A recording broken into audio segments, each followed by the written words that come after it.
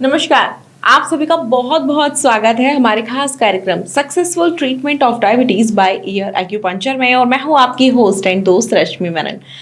दर्शकों, ऐसे बहुत से लोग हैं जो अलग अलग प्रकार की बीमारियों से लगातार जूझते रहते हैं। अगर बात करें डायबिटीज की, तो इस बीमारी को लेकर अक्सर लोग परेशान देखे जाते हैं।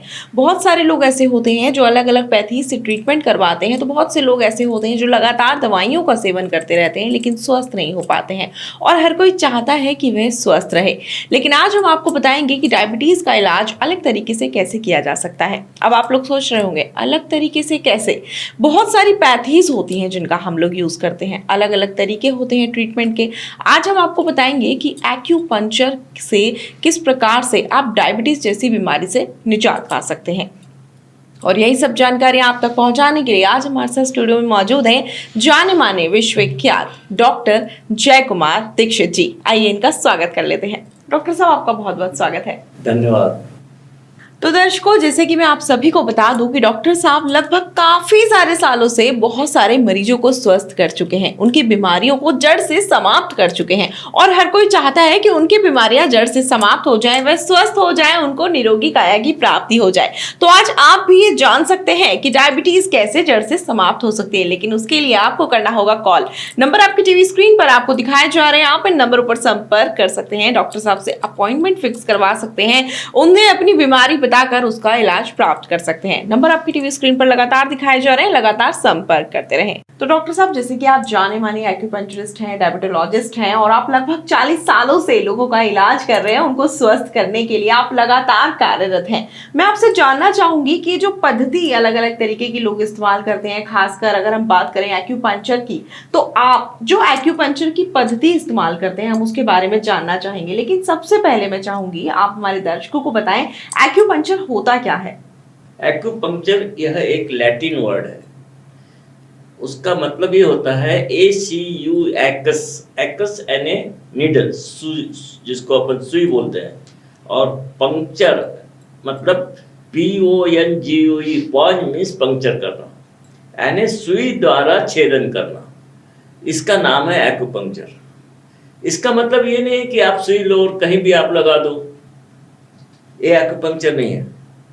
एक्यूपंक्चर मतलब उस जगह सुई लगाओ जिसके द्वारा शरीर में जो हमारी ऊर्जा है, ऊर्जा यानी इलेक्ट्रिसिटी। इलेक्ट्रिसिटी कितने पोल होते हैं? 2। एक होता है निगेटिव, एक होता है पॉजिटिव। वैसे ही हमारे शरीर में ऊर्जा होती है, और ऊर्जा के भी 2 भाग होते हैं, निगेटिव और पॉजिटिव।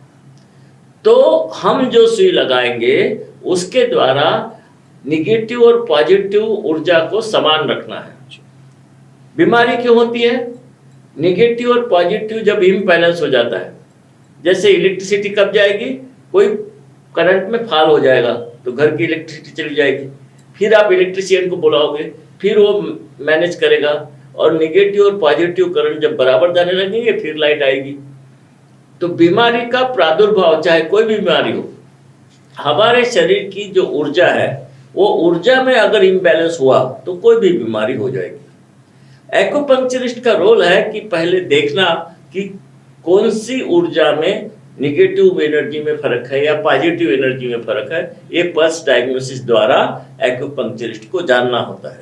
और जैसे जान लिया कि ये नीचे है, ये ऊपर है, तो एक्यूपंक्चरिस्ट द्वारा ऐसी जगह, ऐसे बिंदु पे सुई लगाई जाती है जिसके द्वारा जो डिस्टर्ब फ्लो ऑफ एनर्जी है, जो ऊर्जा है, उसको फिर से बैलेंस करे। और स्वस्थ आदमी की ऊर्जा हमेशा बैलेंस रहती है। अस्वस्थ आदमी डॉक्टर के पास जाएगा, स्वस्थ आदमी डॉक्टर के पास नहीं जाएगा।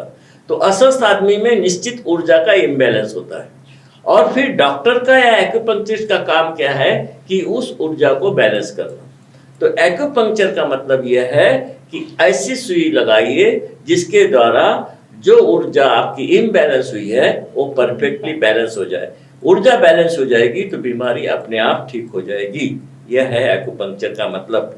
और एक्यूपंक्चर के कई प्रकार होते हैं। जी बिल्कुल सर, हम प्रकार जरूर आपसे जानेंगे, लेकिन जैसे कि आपने कहा कि सही जगह पर सही एक्यूपंक्चर करना, तो आप ऐसी कौन सी जगह है जहां पर आप एक्यूपंक्चर करते हैं और डायबिटीज अगर किसी पेशेंट को होती है तो उसको स्वस्थ कर देते हैं? कौन से बिंदु के ऊपर सुई लगाना है एक्यूपंक्चरिस्ट का मतलब है उसने परफेक्ट बिंदु के ऊपर सुई लगाना चाहिए, जिसके वजह से disturb flow of energy balance हो जाए। जो ऊर्जा में असंतुलित हुई है उसको फिर से संतुलित कर दे, वो है एक्यूपंक्चरिस्ट। और वो एक्यूपंक्चरिस्ट को पता होना चाहिए कि ऊर्जा कहाँ से असंतुलित हो रही है। उसके लिए बहुत सारे डायग्नोसिस के प्रकार हैं। टंग डायग्नोसिस है और मैन्युअल डायग्नोसिस है, और हम ज़्यादातर विश्वास करते हैं पल्स डायग्नोसिस के ऊपर, क्योंकि ये एक्यूपंक्चर चिकित्सा आज की नहीं है। एक्यूपंक्चर चिकित्सा 5000 साल पहले की है। सबसे पहले एक्यूपंक्चरिस्ट हमारे भारत देश में हुए थे सुश्रुत। उनके आज भी उसमें लिखा हुआ है अध्याय में सूची वेद चिकित्सा। सूची वेद में पहले ही बताया, सूची मतलब नीडल, वेद मतलब पंक्चर करना। सूची वेद चिकित्सा का प्रमाण आज भी सुश्रुत संहिता में मिलता है। इसका मतलब यह है कि हमारी ये जो एक्यूपंक्चर पद्धति है वो बहुत पुरानी है। जैसे सुश्रुत सारे दुनिया के पहले सर्जन कहला जाते हैं, शल्य चिकित्सक कहलाए जाते हैं। उस समय तो क्या था, ना कोई अब क्लोरोफॉर्म देता था, ना कोई देता था, और सर्जरी तो करनी है। तो वो ऐसी जगह बिंदु लगाते थे कि पेशेंट को जहां उनको कट करना है या शल्य क्रिया करना है वहां पेशेंट को तकलीफ नहीं होना चाहिए। ऐसे बिंदु को पहले वो एक्यूपंक्चर करते थे, फिर वहां की शल्य चिकित्सा करते थे जी।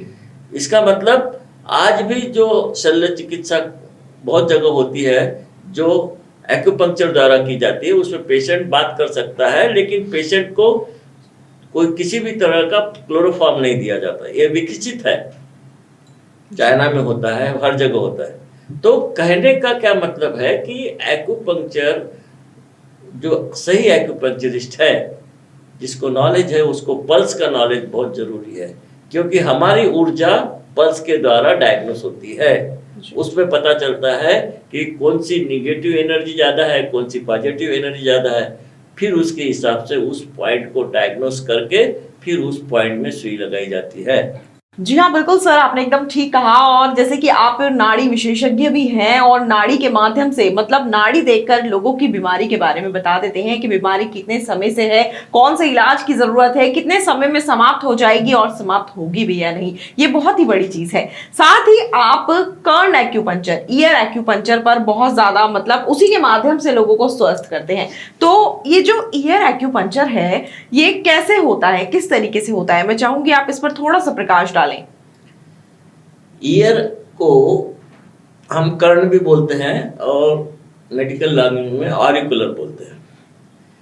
तो इसको ऑरिकुलर एक्यूपंक्चर थेरेपी बोलते हैं, जिसको हम ईयर एक्यूपंक्चर भी बोल सकते हैं, हिंदी में कर्ण द्वारा चिकित्सा भी बोल सकते हैं। एक्यूपंक्चर बॉडी में बड़ी बड़ी सुइयां लगा के वो बैलेंस करते हैं एनर्जी, उससे भी एनर्जी बैलेंस होती है। ईयर एक्यूपंक्चर से सबसे बड़ा फायदा ये है कि ईयर एक्यूपंक्चर में एक ही पॉइंट से निगेटिव और पॉजिटिव दोनों एनर्जी बैलेंस हो सकती है। यानी थायराइड अगर किसी को है, हाइपरथायराइड भी बैलेंस हो जाएगा, हाइपोथायराइड है वो भी बैलेंस हो जाएगा। इसलिए ईयर एक्यूपंक्चर एक तरह से ये समझ लीजिए कि ये पूरे बॉडी का कीबोर्ड है। जैसे अपने घर में इलेक्ट्रिसिटी का बड़ा कीबोर्ड होता है ना, उसके वायर सब जगह मालूम रहते, कौन सा पॉइंट, कौन सा मतलब बटन कहाँ जा रही है, ये इलेक्ट्रिशियन को मालूम होता है। उसी तरह से हमको पता रहता है कि कौन सी बटन आँख की है, कौन सी बटन गले की है, कौन सी बटन थायराइड की है, कौन सी बटन दांत की है, कौन सी बटन हाथ की है, कौन सी बटन सर्वाइकल की है, कौन सी बटन नीक जॉइंट की है। इस तरह इसका पूरा स्टडी ईयर एक्यूपंक्चरिस्ट को होना चाहिए। वो परफेक्ट बटन अगर दबेगी तो ही इलाज में फायदा होगा। अगर घुटने का दर्द है और अगर आप कोहनी की बटन दबा दोगे तो फायदा नहीं होगा। इसके लिए बहुत एक्सपर्ट होना चाहिए और कई सालों की तपस्या होनी चाहिए, अभ्यास होना चाहिए। जी बिल्कुल, ये तो बहुत ही अच्छी बात है और मैं अपने दर्शकों को यही कहना चाहूंगी कि दर्शकों बहुत मुश्किल से मिल पाते हैं ऐसे डॉक्टर्स जो कि आपको निरोगी काया की प्राप्ति करवा सकें। और आप निरोगी काया की प्राप्ति करना चाहते हैं, स्वस्थ होना चाहते हैं, तो इन नंबरों पर संपर्क कर सकते हैं। नंबर लगातार आपकी टीवी स्क्रीन पर दिखाए जा रहे हैं। जैसे कि आपको पहले भी बता चुकी हूँ, एक बार फिर से बता दूं, डॉक्टर साहब जो हैं वो नाड़ी विशेषज्ञ हैं। नाड़ी देखकर आपके रोगों के बारे में आपको बता देते हैं, खासकर डायबिटीज और थायराइड जैसी बीमारियों का डॉक्टर साहब इलाज करते हैं। तो यदि आप भी ऐसी बीमारियों से निजात पाना चाहते हैं, दवाइयों से छुटकारा पाना चाहते हैं, तो जरूर एक बार संपर्क करें। नंबर लगातार आपकी टीवी स्क्रीन पर दिखाए जा रहे हैं। तो सर, जैसे कि आपने बताया कि एक्यूपंक्चर जो है वो कैसे आप करते हैं, किस तरीके से करते हैं, साथ ही आपने कहा था कि ये कई प्रकार के होते हैं। तो कितने प्रकार के होते हैं एक्यूपंक्चर? जो आपने कान में बिंदी पहनी है ना, वो भी नोज एक्यूपंक्चर का पॉइंट। जी। जो कान में आपने ये पहने ना रिंग, वो भी वहाँ आँख का पॉइंट। जी। तो बॉडी के हर जगह पे पॉइंट होते हैं। बॉडी का पाम एक्यूपंक्चर होता है, जिसको एक्यूप्रेशर देते हैं बहुत सारे लोग। जैसे पैर का तलवे में भी बहुत सारे पॉइंट होते हैं, उसको भी प्रेशर द्वारा ठीक किया जाता है। तो एक्यूपंक्चर कई प्रकार का होता है, लेकिन ज्यादा फेमस बॉडी एक्यूपंक्चर है। बॉडी एक्यूपंक्चर, क्योंकि बॉडी एक्यूपंक्चर में बड़ी बड़ी ऐसी सुइयां लगती है, ज्यादा पेन तो नहीं होता, और उसके हिसाब से वो बॉडी एक्यूपंक्चर में एनर्जी को, ऊर्जा को बैलेंस करते हैं। जी। कौन सी निगेटिव ऊर्जा है, कौन सी पॉजिटिव, उनको बैलेंस करते हैं। जी। हम ईयर के द्वारा करते हैं, और हमारी सुई बिल्कुल इतनी बारीक होती है, मैं बताऊंगा आपको कैसी होती है, और पेनलेस होती है, छोटी सी, यानी आंखों से दिखती भी नहीं है। जी। और वो पॉइंट उतना ही बारीक होता है जितना कि हमारी सुई होती है। यानी परफेक्शन देखिए कितना चाहिए। इस कान में 365 पॉइंट्स है। पैनक्रियाज के पॉइंट्स है, लीवर का पॉइंट है, किडनी का पॉइंट है, शरीर के हर ऑर्गन का पॉइंट है। आप शरीर का कोई भी ऑर्गन बताओ, मैं आपको डायग्राम में वो पॉइंट बता दूंगा। जी बिल्कुल। तो ये बहुत, जैसे एक्यूपंक्चर आयुर्वेद की गुप्त शाखा है, वैसे ही ईयर एक्यूपंक्चर की गुप्त शाखा है। तो बहुत से हमारे दर्शक ऐसे होंगे जो ये सुनने के बाद तो थोड़ा सा डर भी गए होंगे कि हो सकता है इससे हमें पेन हो, और क्या पता कितने समय तक हमें इसका इलाज करवाना पड़े, और क्या दवाइयों का सेवन भी करना होगा। कुछ ऐसे ही सवाल हमारे दर्शकों के मन में चल रहे होंगे। तो मैं आपसे जानना चाहूंगी कि ऐसे दर्शकों के लिए आप क्या कहना चाहेंगे कि कितने समय तक इसका इलाज करवाना पड़ता है, और क्या ये जो आपने बताया एक्यूपंक्चर, ईयर एक्यूपंक्चर, क्या ये पेनफुल होता है? अगर वो सुई में थोड़ा पेन हो रहा है तो ये समझ दो कि आपका पॉइंट गलत हो गया। जी। जो करेक्ट एक्यूपंक्चर पॉइंट होता है वो पेनलेस होता है, और कान में बहुत सारी नर्व जाती हैं, ऑरिकुलर नर्व जाती है, बहुत सारी, यानी एक प्रकार से मकड़ी का जाला है नर्व्स का। वो नर्व्स को टच भी नहीं होना चाहिए पॉइंट। अगर टच हो गया तो पेन होगा। पर प्रैक्टिस हमको होनी चाहिए कि हम जब सुई लगाते हैं पेशेंट को बिल्कुल भी पेन नहीं होता, और जब पेन नहीं होता तो समझना कि बिल्कुल सही पॉइंट लगा हुआ है। तो पेशेंट को बिल्कुल पता ही नहीं चलता। अगर हुआ भी तो पेन कैसा होता है, जैसे कोई चींटी काटी, यानी चुभ होने का सेंसेशन जैसे होता है वैसे होता है। फिर हम वो पैड को प्रेस करते हैं। प्रेस करने के बाद पेशेंट को पूछते हैं क्या आपको दर्द हो रहा है, तो पेशेंट खुद ही बोलता है नहीं, बिल्कुल दर्द नहीं हो रहा। यानी पेशेंट से पैसे भी लो, उनको दर्द भी दो, ऐसा नहीं। दर्द दिया तो फिर क्या किया? बिल्कुल उनको पेनलेस ट्रीटमेंट करना पड़ता है। और पेनलेस ट्रीटमेंट करने के बाद में, अब आपने सवाल पूछा कि दवाई का क्या है। जो डायबिटीज जिसको हो गया है, और लकीली समझो हमारा प्रोग्राम देख रहा है और आजकल में डायग्नोसिस हुआ है, या हमारे पेपर में भी आता है, तो उसने हमारा आर्टिकल पढ़ लिया और उसको अभी 1 हफ्ते के अंदर ही डायबिटीज हुआ है, मतलब उसने कोई भी दवाई नहीं खाई हो, ना आयुर्वेदिक, ना होम्योपैथिक, ना एलोपैथिक, ना यूनानी। अगर उसने कोई भी दवाई का सेवन नहीं किया है, वैसे पेशेंट को हम दवाई देते नहीं, और केवल हम ईयर एक्यूपंक्चर द्वारा ही उसका डायबिटीज या थायराइड ठीक करते हैं जी। लेकिन ऐसा बहुत कम होता है। हजारों पेशेंट में एक आध पेशेंट ऐसा आता है जो दवाई बगैर खाए आता है। हमारे पास तो पेशेंट कैसे आते हैं, ज्यादातर पेशेंट आते हैं 2 गोली सवेरे, 2 गोली दोपहर, 2 गोली शाम, उसके बाद में फिर इंजेक्शन भी रात को सोते समय लॉन्ग एक्टिंग, ऐसे पेशेंट आते हैं, यानी क्रॉनिक पेशेंट आते हैं। अब अगर मैं उनको पहले ही दिन सुई लगाऊं और उनको बोलूं कि दवाई बंद कर दो, तो उनकी शुगर तो जो करीब करीब नॉर्मल 200-250 होती है वो तो 400-450 हो जाएगी। बिल्कुल। क्योंकि आज मैंने सुई लगाई तो आज ही कोई इंसुलिन का उत्पादन नहीं होता, उसके लिए समय लगता है। हमने आज आम की गुठली अगर जमीन में गड़ाई है और बोलेंगे कि आज ही उसके आम आ जाना चाहिए, तो ये पॉसिबल नहीं है। उसको बराबर सींचना पड़ेगा, उसका पौधा बनेगा, फिर वृक्ष बनेगा, फिर कहीं आम लगेगा। तो डायबिटीज तो ऐसे ही है ना, जिंदगी भर की बीमारी है। बिल्कुल। तो उसके लिए पेशेंट को भी पेशेंस रखना चाहिए। बिल्कुल, पेशेंस ट्रीटमेंट के लिए पेशेंट को पेशेंस रखना चाहिए। अब मुझे एक बात बताइए कि जो डायबिटीज जिंदगी भर ठीक नहीं होता, अगर वो 6 महीने में, 1 साल में, 2 साल में, 3 साल में भी अगर ठीक हो जाती है तो ये तो अच्छी बात है ना। और हमारे पास कुछ रोज एक्यूपंक्चर करने आते नहीं है, हम तो महीने में 1 बार करते। अब समझो 12 महीने लग गए, हमारी ट्रीटमेंट कितनी बार लिया उसने? 12 बार। 12 सीटिंग में उसका डायबिटीज ठीक हो गया। अगर वो समझ लो कि जल्दी से 2-4 साल में आया है तो उसको जल्दी हो जाता है। अब पुराने पेशेंट में क्या होता है? पुराने पेशेंट में तो जो इंसुलिन है वो तो एकदम खत्म ही हो जाती है। गोलियां क्या करती है पहले ये समझ लो, पेशेंट को ये समझना चाहिए गोलियां क्या करती है। ये जो पैंक्रियाज होती है ना, ये एक प्रकार से स्पंज के जैसी होती है। स्पंज को अगर पानी में डालो और बाहर निकालो और थोड़ा सा प्रेस करो तो उसमें से पानी आएगा, फिर थोड़ा प्रेस करो तो फिर पानी निकलेगा।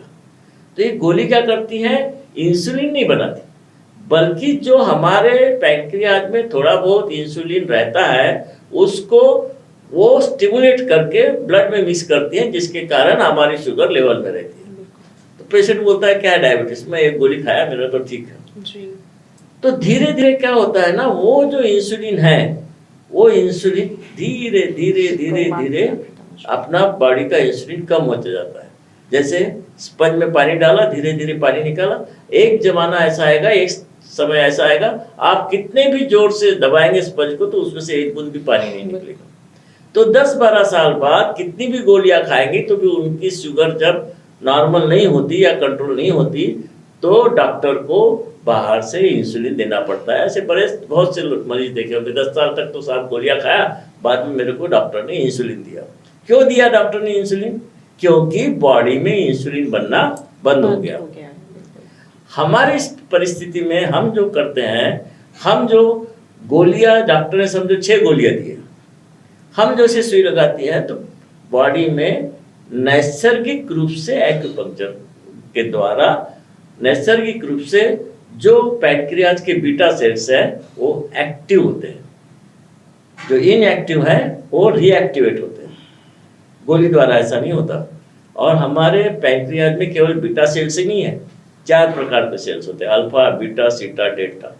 उसमें से जो बीटा सेल है वो रिस्पॉन्सिबल होते हैं इंसुलिन बनाने के लिए, वो इंसुलिन बनाते हैं जी। तो वो बीटा सेल में अगर जब बीटा सेल जब रिएक्टिव होने लगते हैं तब फिर इंसुलिन बनता है।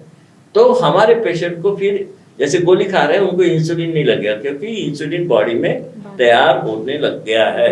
फिर जब वो प्रचुर मात्रा में तैयार होता है तो 6 गोली की 5 गोली, 5 गोली की 4 गोली, 4 गोली की 3 गोली, 3 गोली की 2 गोली, उसको हम टेपर डाउन करते हैं, एकदम से गोली बंद नहीं करते। जैसे जैसे इंसुलिन बनते जाता है वैसे वैसे गोली मतलब कम कम होती जाती है। और एक परिस्थिति ऐसी आती है, पहले आधी गोली कर देते हैं, फिर धीरे से आधी गोली भी बंद कर देते हैं जी। तो वो तब होता है जब इंसुलिन तैयार हुआ। अब सवाल है कि नहीं, ये तो थियरी हो गई। बिल्कुल, थियरी को कोई वैल्यू नहीं है। थियरी के साथ में वैज्ञानिक प्रमाण चाहिए जी। बिल्कुल। तो वैज्ञानिक प्रमाण क्या है? हमारे शरीर में इंसुलिन बना कि नहीं, उसका वैज्ञानिक प्रमाण। ढेर सारी टेस्ट करवा लेते हैं डॉक्टर, लेकिन इंसुलिन की टेस्ट नहीं कराते और सी पेप्टाइड की टेस्ट नहीं कराते। जिनको टाइप 1 डायबिटीज यानी बच्चों को होता है उनको तो जरूर कराते हैं, क्योंकि उसमें बिल्कुल इंसुलिन रहता ही नहीं, 0.001 वगैरह 0.02 वगैरह ऐसा आता है। पर जिनको टाइप 2 डायबिटीज होता है उनको सी पेप्टाइड का टेस्ट नहीं कराते। अब पेशेंट को तो बेचारे को जो आप टेस्ट लिख के दोगे वही तो कराएगा। हाँ, पेशेंट नहीं जानता, पेशेंट ने डॉक्टर ने लिख के दिया, पेशेंट ने वो टेस्ट कराया। डॉक्टर लोग सी पेप्टाइड का टेस्ट क्यों नहीं लिखते? क्या उनको नहीं मालूम व्हाट इज सी पेप्टाइड? लेकिन उनके पास में ऐसी दवा का कोई भी आविष्कार नहीं हुआ है जिसके द्वारा सी पेप्टाइड लेवल बढ़ाया जाए। हम सबसे पहले सी पेप्टाइड टेस्ट कराते हैं जी। वो सी पेप्टाइड, अब क्या पूछोगे आप, सी पेप्टाइड क्या होता है? बिल्कुल। सी पेप्टाइड यानी क्या होता है? सी पेप्टाइड से पेप्टाइड बनता है, पेप्टाइड से प्रो इंसुलिन बनता है, प्रो इंसुलिन से इंसुलिन बनता है।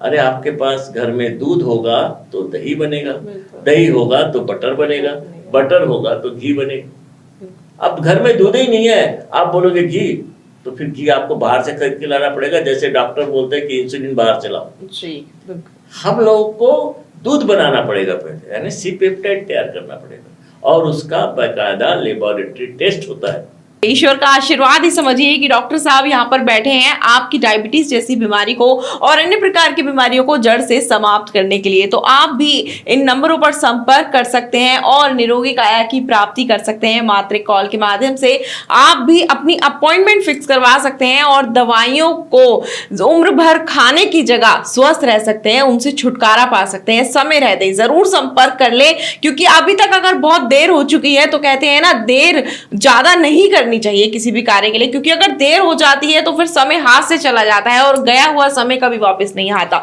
तो इसी समय फोन उठाएं, कॉल करें और डॉक्टर साहब से बात कर लें और निरोगी काया की प्राप्ति कर लें। नंबर आपकी टीवी स्क्रीन पर लगातार दिखाए जा रहे हैं। तो सर, जैसे आपने बताया कि इंसुलिन आप बॉडी के अंदर ही बना देते हैं इस जो थेरेपी है इसके थ्रू, ये जो आपने बताया ईयर पंचर के थ्रू, और ये बहुत ही अच्छी बात भी है क्योंकि हर कोई चाहेगा कि उनको इंजेक्शंस नहीं लेने पड़े, दवाइयों का सेवन नहीं करना पड़े। मतलब कहते हैं ना कि खुद की चीज होती है तो ज्यादा अच्छा होता है, उससे ज्यादा बेटर तो कुछ होता ही नहीं है। साथ ही बहुत सारे पेशेंट्स के मन में अब उत्सुकता हो गई होगी कि आपसे मिला कैसे जाए, और आप तो देश विदेश में सभी मरीजों का इलाज करते हैं। तो आपसे यदि कोई मिलना चाहे तो किस प्रकार से मिल सकता है? और आप जैसे कि निराश भी नहीं करते हैं लोगों को, आप अलग अलग जगह भी जाते हैं, उनसे मिलते हैं और उनके ट्रीटमेंट करते हैं। तो मैं इस बारे में आपसे जानना चाहूंगी, मैं चाहूंगी आप हमारे दर्शकों को बताएं कि आपसे मिला किस तरह जा सकता है। मैं बाय अपॉइंटमेंट ही मिलता हूँ, बिना अपॉइंटमेंट के मैं किसी से मिलता नहीं, क्योंकि एकदम से भीड़ हो जाएगी तो ना मैं किसी को देख पाऊंगा ना बराबर इलाज हो पाएगा। कंसंट्रेशन की जरूरत होती है, नाड़ी देखना है बहुत कंसंट्रेशन लगता है, फिर वो पॉइंट इतना बारीक होता है कि उसके लिए भी कंसंट्रेशन लगता है। इसलिए ज़्यादा भीड़ भाड़ मैं करता नहीं हूँ और पेशेंट को 2-3 पेशेंट को एक मतलब अपॉइंटमेंट दे के ही मैं मिलता हूँ। तो 1 से 10 तारीख तक मुझे दिल्ली में अपॉइंटमेंट ले सकते हैं, फिर 10 से 20 मेरा घर है नागपुर में, वहाँ पे मेरा अपॉइंटमेंट है। यहाँ पे मेरे बेटा बहू रहते हैं, वो भी डॉक्टर हैं, और वहाँ पे फिर मैं 10 से 20 तारीख तक वहाँ पे मैं रहता हूँ। वहाँ से फिर मैं निकलता हूँ तो फिर मैं ऑल ओवर इंडिया में 10 दिन घूमते रहता हूँ। जैसे मैं 24 तारीख को पुणे गया, 24 तारीख को बम्बई गया, 25 तारीख को पुणे गया, 26 तारीख को क्या बोलते सूरत गया, फिर 27 तारीख को गांधीनगर गया, फिर 28 तारीख को मैं अहमदाबाद आया, फिर वहाँ से राजकोट 30 तारीख को गया। 30 तारीख महीने का आखिरी दिन वहां से फ्लाइट पकड़ी, फिर आ गए दिल्ली। बिल्कुल बिल्कुल, मतलब आप किसी को निराश नहीं होने देते और पूरे तरीके से कार्यरत रहते हैं और सभी का इलाज अच्छे तरीके से करते हैं। तो दर्शकों, देखा आपने कितना आसान है डॉक्टर साहब से मिलना और अपनी बीमारियों से निजात पाना। तो नंबर आपकी टीवी स्क्रीन पर दिखाए जा रहे हैं, आप भी ये नंबर नोट कर लें और अभी फोन करें और डॉक्टर साहब को बताएं अपनी बीमारी और प्राप्त कर लें अपनी बीमारी का समाधान मात्र कॉल के माध्यम से। तो सर, फिलहाल जो है समय आज्ञा नहीं दे रहा है, समय का अभाव है तो हमें यहाँ रुकना होगा, लेकिन आप यहाँ पर आए, हमारे दर्शकों तक कितनी महत्वपूर्ण जानकारियां पहुंचाई और उनको बताया कि कैसे वह भी निरोगी काया की प्राप्ति कर सकते हैं, उसके लिए आपको बहुत बहुत धन्यवाद। तो दर्शकों, एक बार और आप सभी से यही कहना चाहूंगी, जिनका कॉल कार्यक्रम के समय नहीं लग पाया है उनको घबराने की बिल्कुल आवश्यकता नहीं है। वे कार्यक्रम के बाद भी संपर्क कर सकते हैं, डॉक्टर साहब से बात कर सकते हैं और उनसे बात करके अपनी बीमारियों को पूर्ण रूप से समाप्त कर सकते हैं। मात्र कॉल के माध्यम से अपनी अपॉइंटमेंट फिक्स करवा लें, जल्द से जल्द कॉल करें। नंबर आपकी टीवी स्क्रीन पर दिखाए जा रहे हैं। फिलहाल हमें यहाँ रुकना होगा, समय का अभाव है। आप सभी से होगी फिर से मुलाकात अगले एपिसोड में नए विषय और ढेरों जानकारियों के साथ। तब तक के लिए चाहूंगी आज्ञा। नमस्कार।